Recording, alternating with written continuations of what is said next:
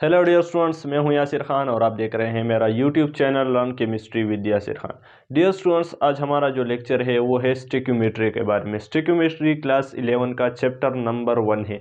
आज हम इस चैप्टर को स्टार्ट करेंगे। तो सबसे पहले हम स्टोइक्योमेट्री के बारे में जानेंगे कि स्टोइक्योमेट्री क्या है। तो जब हम स्टोइक्योमेट्री को जानेंगे तो स्टोइक्योमेट्री में हम केमिकल रिएक्शन और केमिकल इक्वेशन के बारे में बात करते हैं। तो सबसे पहले हमें केमिकल रिएक्शन और केमिकल इक्वेशन के बारे में जानना होगा कि केमिकल रिएक्शन क्या होता है और केमिकल इक्वेशन क्या होता है। और इसके साथ साथ हम जो मोल और एवोगाड्रो नंबर है उसको भी डिस्कस करेंगे। मोल और एवोगाड्रो नंबर पर मैंने ऑलरेडी एक वीडियो जो है वो एक लेक्चर जो है मैंने अपलोड किया है। लिंक डिस्क्रिप्शन में मौजूद है, आप वहां से देख सकते हैं। अगर मोल और एवोगाड्रो में आपको मुश्किलात हैं तो आप वहां से वीडियो देख लीजिए।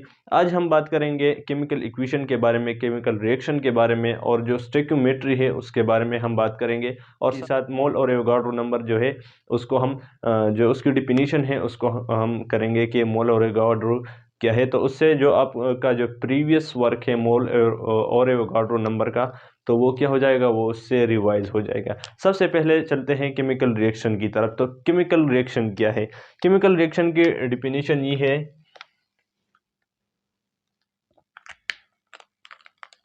chemical reaction is a process. Chemical reaction is a process. Is a process that leads to the transformation of one substance, of one or set of substance, or one or set of substances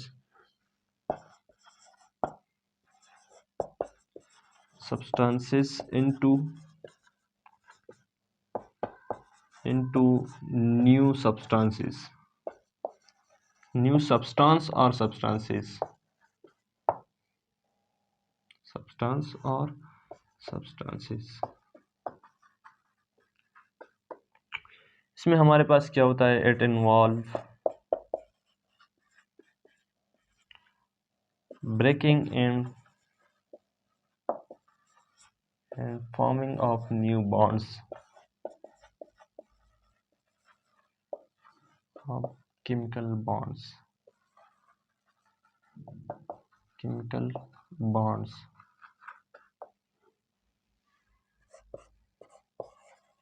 the new substance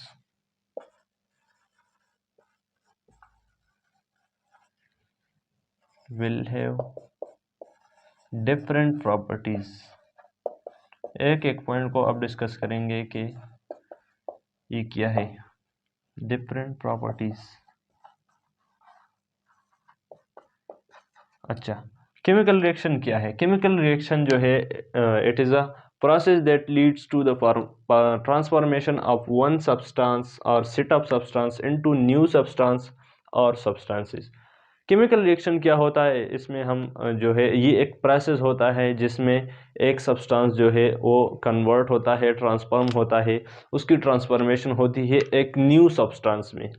किस तरह? एक new substance में। Let suppose हम water की बात करते हैं, तो वाटर में हमारे पास हाइड्रोजन है और ऑक्सीजन गैस है। इन दोनों गैसेस जो है जब ये कंबाइन हो जाते हैं, जब इसकी हम बर्निंग करते हैं, तो ये हमारे पास वाटर की फॉर्मेशन करते हैं। तो इसमें क्या होता है कि सेट ऑफ सब्सटेंसेस, हाइड्रोजन जो है, हाइड्रोजन गैस ये एक अलग सब्सटेंस है, और इसी तरह जो ऑक्सीजन गैस है ये एक अलग सब्सटेंस है। तो इसकी जो है एक सब्सटेंस की जो है वो ट्रांसफॉर्मेशन होती है, एक सब्सटेंस की या सेट ऑफ सब्सटेंस की ट्रांसफॉर्मेशन होती है एक न्यू सब्सटेंस में जो कि वाटर है। हाइड्रोजन और ऑक्सीजन की ट्रांसफॉर्मेशन होती है वाटर मॉलिक्यूल में H2O में। तो इसमें क्या होता है? इसमें एक केमिकल प्रोसेस जो है वो इन्वॉल्व होता है, और इसी प्रोसेस को हम क्या कहते हैं? इसी को केमिकल रिएक्शन कहते हैं कि एक सब्सटेंस जो है वो दूसरे सब्सटेंस में कन्वर्ट हुआ। अच्छा, it involve breaking and forming of chemical bond. ये हमारे पास ये है फॉर्मिंग। इसमें हमारे पास क्या होता है, कुछ बॉन्ड जो होते हैं वो क्या होते हैं, वो ब्रेक होते हैं, और कुछ बॉन्ड जो है वो फॉर्म होते हैं।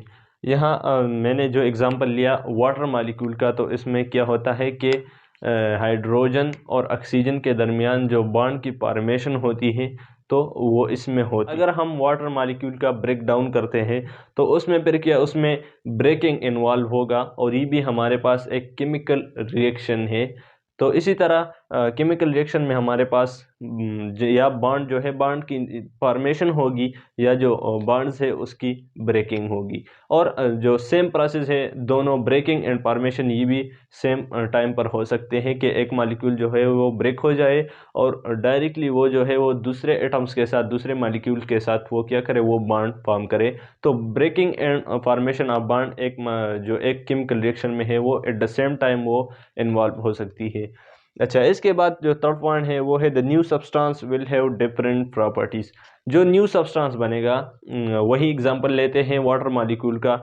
हाइड्रोजन गैस और ऑक्सीजन गैस जब कंबाइन होते हैं तो जो वाटर मॉलिक्यूल हमें देते हैं, तो वाटर मॉलिक्यूल का जो वाटर मॉलिक्यूल की जो प्रॉपर्टीज़ होगी वो हाइड्रोजन गैस और ऑक्सीजन गैस से क्या होगी, वो डिफरेंट होगी।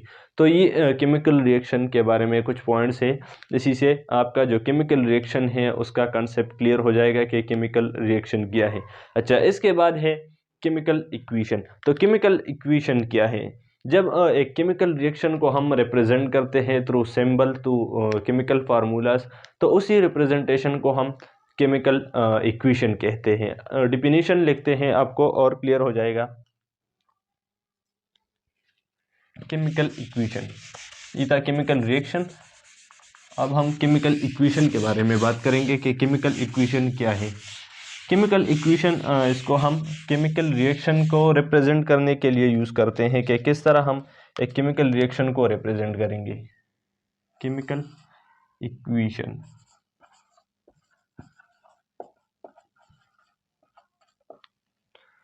The symbolic representation of a chemical reaction. The symbolic representation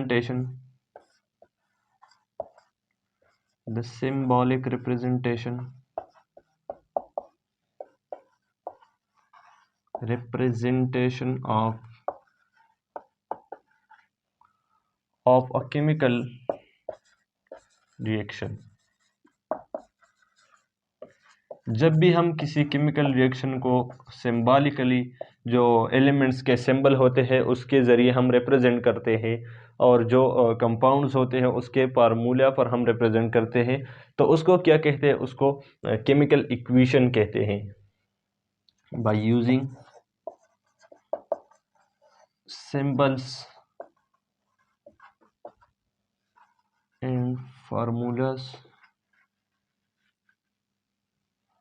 of compounds.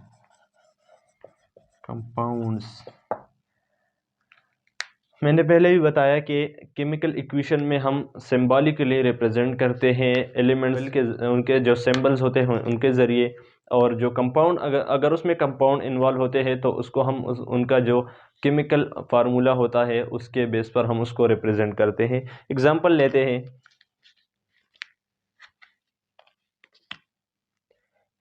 लेते हैं, वाटर मॉलिक्यूल का, या कोई और एग्जांपल लेते हैं। सपोज Na+Cl जनरल एग्जांपल है। तो ये हमारे पास फॉर्मेशन करता है सोडियम क्लोराइड का। तो इसमें अगर आप देखें, इसमें हम क्या करते हैं, केमिकल इक्वेशन में हम क्या करते हैं कि जो एलिमेंट्स के सिंबल है उसको हम यहाँ लिखते हैं, और जो कंपाउंड होता है उसका जो केमिकल फार्मूला होता है उसको हम यहाँ लिखते हैं। तो इसी रिप्रेजेंटेशन को हम क्या कहते हैं, हम इसको केमिकल इक्वेशन कहते हैं। अब इसमें हमारे पास कुछ इक्वेशंस जो होते हैं वो बैलेंस होते हैं, और कुछ इक्वेशंस जो होते हैं वो अनबैलेंस होते हैं। तो बैलेंस केमिकल इक्वेशन जो होता है वो law of conservation of mass जो होता है उसको फॉलो करता है, उसको वे करता है। और जो अनबैलेंस केमिकल इक्वेशन होते हैं वो law of conservation of mass जो होता है उसको ओबे नहीं करता। एग्जाम्पल यही एग्जाम्पल है, इसी को क्लियर करते हैं। लेट सपोज हमने यहाँ 2 लगाया, 2 मोल ऑफ सोडियम जो है वो हमने यहाँ लगाए, और यहाँ क्लोरीन का वही 1 मोल है। तो अगर आप देखें हमारे पास सोडियम का एटॉमिक मास जो है वो है 23 इंटू 2, प्लस क्लोरीन है 35.5, और ये बन जाएगा 23 प्लस 35.5। तो अगर आप देखें इससे हमारे पास ये बन जाएगा 46 प्लस 35.5, और ये बन जाएगा 58.5। तो इन वैल्यूज़ को देख के ये हमारे पास ये एक दूसरे से डिफरेंट आती है। तो ये हमें क्या शो करता है? ये हमें शो करता है कि ये जो है ये एक अनबैलेंस केमिकल इक्वेशन, ये law of conservation of mass को जो है वो ओबे नहीं करता, इसीलिए ये एक अनबैलेंस केमिकल इक्वेशन है। अब दूसरा एग्जांपल लेते हैं बैलेंस केमिकल इक्वेशन का। Balance chemical equation, balance chemical equation नाम से जाहिर है कि ये बैलेंस होगा, कि नंबर ऑफ जो रिएक्टेंट्स का और प्रोडक्ट्स का जो मास होगा वो दोनों क्या होंगे, वो दोनों इक्वल होंगे। और ये बैलेंस केमिकल इक्वेशन जो है ये law of conservation of mass जो है उसको ओबे करता है। अच्छा, अब केमिकल इक्वेशन में हमारे पास जो है लेफ्ट साइड पर जो है वो रिएक्टेंट्स होंगे, और जो राइट साइड पर जो कंपोनेंट्स होंगे तो वो क्या होंगे, वो प्रोडक्ट्स होंगे। यहाँ जो कंपोनेंट्स है इसको हम क्या कहते हैं, इनको हम रिएक्टेंट्स कहते हैं, और ये जो है इनको हम क्या, इनको हम प्रोडक्ट्स कहते हैं। ये रिएक्टेंट्स जो है ये कंबाइन होते हैं और हमारे पास जो प्रोडक्ट्स है उनकी फॉर्मेशन करते हैं। तो ये था केमिकल इक्वेशन के बारे में। अच्छा, इसके बाद जो टॉपिक है हमारे पास स्टेक्योमेट्री, और ये हमारा आज का जो मेन टॉपिक है, आज हम इसको डिस्कस करेंगे कि स्टेक्योमेट्री क्या है।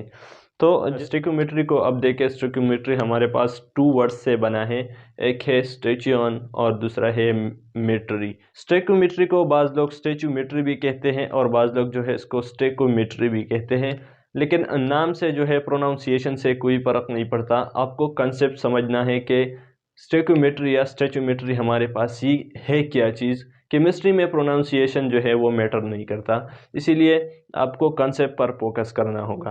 तो स्टेक्योमेट्री को अगर आप देखें, स्टेक्योमेट्री में हमारे पास 2 वर्ड्स इन्वॉल्व है, एक है स्टेचियन, 2 वर्ड्स, एक है स्टेचियन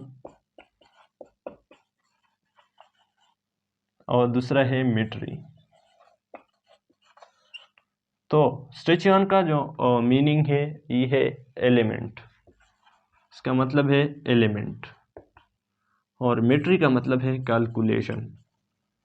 तो स्टेक्योमेट्री की डिफिनीशन हम किस तरह कर सकते हैं? इसकी डिफिनीशन इस तरह होगी कि it is the study of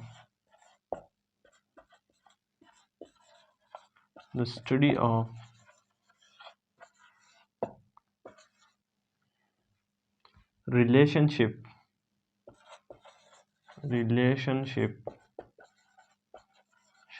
between the relative amount of substances present in a chemical reaction,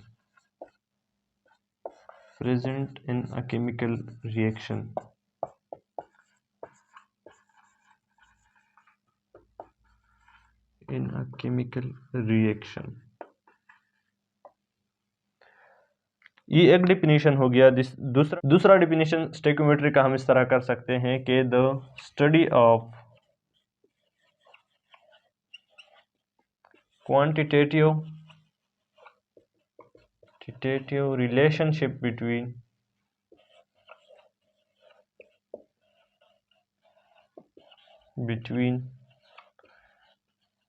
reactants and products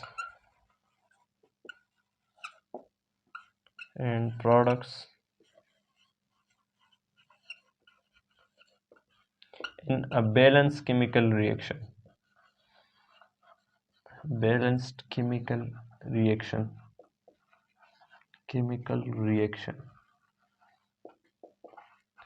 अच्छा, पहले डिफिनीशन की तरफ जाते हैं। स्टोइकियोमेट्री मैंने पहले बताया कि स्टोइकियन मीन एलिमेंट और मेट्री मीन कैलकुलेशन। तो इसमें हम एलिमेंट का कैलकुलेशन करते हैं किसी केमिकल इक्वेशन में, किसी केमिकल रिएक्शन में। इसका डिफिनीशन ये है, it is the study of relationship between the relative amount of substances present in a chemical reaction. Stoichiometry में हम जो है इसमें हम क्या करते हैं, रिलेशनशिप स्टडी करते हैं। जो अमाउंट ऑफ सब्सटेंसेस होते हैं, डिफरेंट सब्सटेंसेस होते हैं, उनके दरमियान क्वांटिटेटिव रिलेशन स्टडी करते हैं। तो किस तरह क्वांटिटेटिव रिलेशन स्टडी करते हैं, एग्जांपल लेते हैं, एग्जांपल से और क्लियर हो जाएगा। लेट्स सपोज हमारे पास 2Na ये कंबाइन होता है Cl2 के साथ, तो ये हमारे पास बनाता है 2NaCl। तो स्टोइकियोमेट्री हमें क्या बताती है, हमें जो रिएक्टेंट्स है और जो प्रोडक्ट्स है उनके दरमियान उनके दरमियान जो क्वांटिटेटिव रिलेशनशिप है। क्वांटिटेटिव रिलेशन किस तरह है, अगर हम यहाँ जो सोडियम है उसकी क्वांटिटी को कम करेंगे तो डायरेक्टली हमारे पास जो प्रोडक्ट्स है उसकी क्वांटिटी में क्या होगी, उसमें हमारे पास कमी आएगी। तो ये एक क्वांटिटेटिव रिलेशनशिप है बिटवीन रिएक्टेंट्स एंड प्रोडक्ट्स। इसी तरह अगर Cl2 के मॉलिक्यूल जो है उसको हम कम करेंगे, लेट्स सपोज उसको हम यहाँ हाफ करेंगे या उससे भी कम करेंगे, तो रिएक्शन जो है उस पर क्वांटिटेटिवली उस पर वो इफेक्ट होगा, रिएक्शन क्वांटिटेटिवली इफेक्ट होगा। जो प्रोडक्ट्स है उसमें कमी आएगी। तो ये एक क्वांटिटेटिव रिलेशन है between these reactants and these product. तो स्टोइकियोमेट्री में हम इसी रिलेशन को स्टडी करते हैं कि क्वांटिटेटिवली जो रिएक्टेंट्स और प्रोडक्ट्स हैं उनके दरमियान क्या रिलेशन है। अच्छा, एक बात और जहन में रखिए, जो स्टोइकियोमेट्री है उसमें हम बैलेंस केमिकल इक्वेशन को ही स्टडी करेंगे। बैलेंस केमिकल इक्वेशन में हम रिएक्टेंट्स और प्रोडक्ट्स का क्वांटिटेटिव रिलेशन स्टडी करेंगे। अनबैलेंस केमिकल रिएक्शन की स्टडी हम इसमें नहीं करते। तो ये एक इम्पॉर्टेंट पॉइंट है कि स्टोइकियोमेट्री में हम बैलेंस केमिकल इक्वेशन के बारे में ही बात करेंगे, अनबैलेंस इक्वेशन इसमें नहीं होगा। अच्छा, दूसरा डिफिनीशन ये है, it is the study of quantitative relationship between reactants and products in a balance chemical reaction. एक बैलेंस केमिकल रिएक्शन होता है, उसमें हम जो रिएक्टेंट्स और प्रोडक्ट्स के दरमियान क्वांटिटेटिव रिलेशनशिप को स्टडी करते हैं कि प्रोडक्ट को अगर हम ज़्यादा करें तो रिएक्टेंट पर क्या असर होगा, अगर हम रिएक्टेंट्स को ज़्यादा करें तो प्रोडक्ट्स पर क्या असर होगा। तो इनको इस रिलेशन को हम स्टडी करते हैं जब, तो इसी स्टडी को स्टोइकियोमेट्री कहते हैं। अब बात समझ में आई कि किस तरह हम एलिमेंट्स का जो है वो इसमें कैलकुलेशन करते हैं। तो इसी बेस पर हम जो है एलिमेंट्स का कैलकुलेशन करते हैं। अच्छा, ये हुआ स्टोइकियोमेट्री के बारे में। जो स्टोइकियोमेट्री है उसका कंसेप्ट हम केमिस्ट्री में क्यों यूज़ करते हैं, क्योंकि केमिस्ट्री में हम जो है हमारा जो रिलेशन होता है, हम बहुत सारे रिएक्शन से डील करते हैं। तो उनका जो क्वांटिटेटिवली हम रिलेशनशिप एक दूसरे के साथ स्टडी करते हैं, तो उसके लिए स्टोइकियोमेट्री का होना लाजिमी होता है। स्टोइकियोमेट्री का होना लाजिमी होगा, क्योंकि उसके बगैर हम जो है हम ये जान नहीं पाएंगे कि हमने कितने प्रोडक्ट्स फॉर्म किए और रिएक्टेंट्स का उस पर क्या असर था। रिएक्टेंट्स को अगर हम कम करें, एक सब्सटेंस को अगर हम कम करें तो प्रोडक्ट पर क्या असर होगा, अगर दूसरे सब्सटेंस को कम करें तो प्रोडक्ट्स पर क्या असर होगा।